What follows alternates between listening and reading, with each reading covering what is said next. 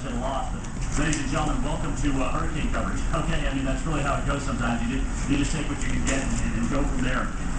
Notice again some of the video that we've gotten here out of the Plaquemines Parish area. Apparently there's been a levee breached in that area from what we're hearing this evening. I don't know how much it's been breached by, but this doesn't surprise me because this is an area where the winds went southeast at about 24 hours ago, and that allowed all this water to come on in.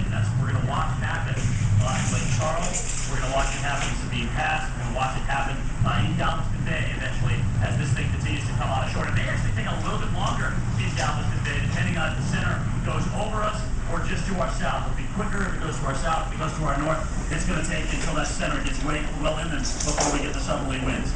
Here's some of the wind gusts that we had so far. Cameron, Louisiana, 73 miles an hour.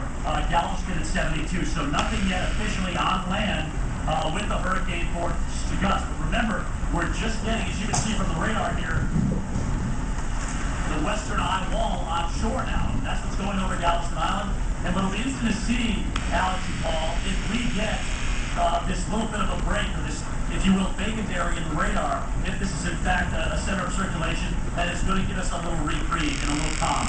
But I can tell you, after being in Houma or Gustav, when we were right in the eye all of a sudden collapsed, and we stayed just as windy and really never got into any eye whatsoever. And I wouldn't be surprised, certainly, if it happened with this thing either, especially, or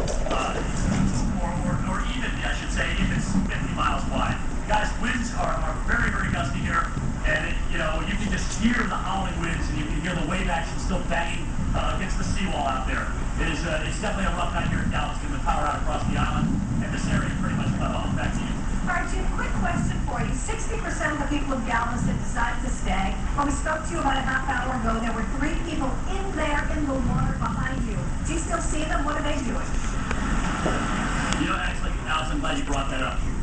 That's a great question. I did go down and check on them, and they're meteorologists, believe it or not. And what they were trying to do was, one guy, this pole back here is one of the guys, all right? One guy was trying to hold the other guy so he could hold the anemometer and get an accurate wind reading. He said, Jim, I got it up to 70 miles an hour, which is a pretty huge gust. And that was, a half hour, 45 minutes ago. So it's definitely windy down there on the road. That's where the winds are being in the buildings like we are here, protected a little bit anyway, of this gazebo. And certainly on the, if you will, the beach side, if you will, of this building, which is taking the brunt of the winds right now. But those winds are going to turn around, and eventually we're going to get hit here in the next couple of hours. Yeah, the worst is yet to come for you. Thank you very much. Of course, again, Tori Ryan in Galveston, always staying smart, though, and really protecting himself. All right, now, Jim, talking about the people that have stayed. Now, our hurricane expert, Dr. Steve Lyons, joins us. So, Steve, it's really an astonishing number, the number who have stayed. So those who have stayed, what should they be doing now? Let's hope they are in a high elevation, because the highest water is yet to come to the greater Galveston area, and also to extreme eastern Louisiana as well. It's not there yet. The circulation is about coming on shore, and basically what we're going to be looking for, if you're in the greater Houston area and wondering what you should do tonight, first of all, don't sleep near an open window that's not covered with a storm shutter if you don't have any of those.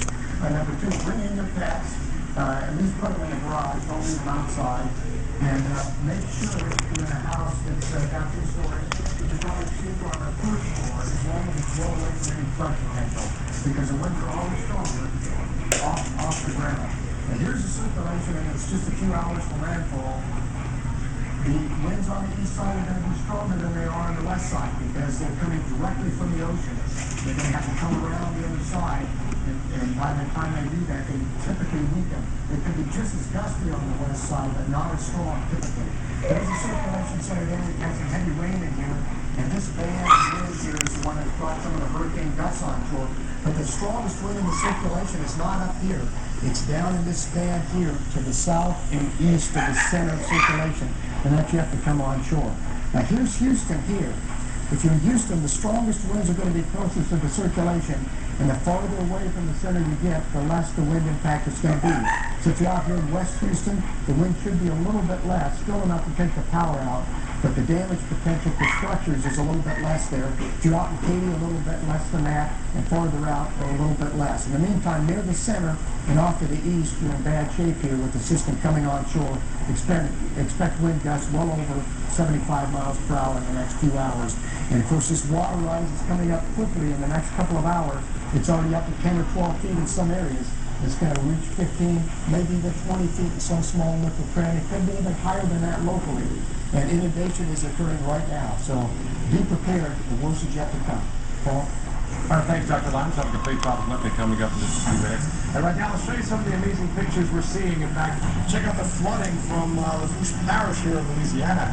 Definitely seeing some storm surge coming there. And also, you can see Galveston, Texas, thanks to our weather warrior Angela there, bringing us some photos of flooding earlier today. And again, that was long before we're seeing the higher storm surge already. And this is Lafourche Parish, Louisiana. Again, water is still running high. Stay tuned for your local on the 8s, brought to you by Cabela's, the world's foremost outfitter of hunting, fishing, and outdoor gear. Before you head out here, you want to know your gear is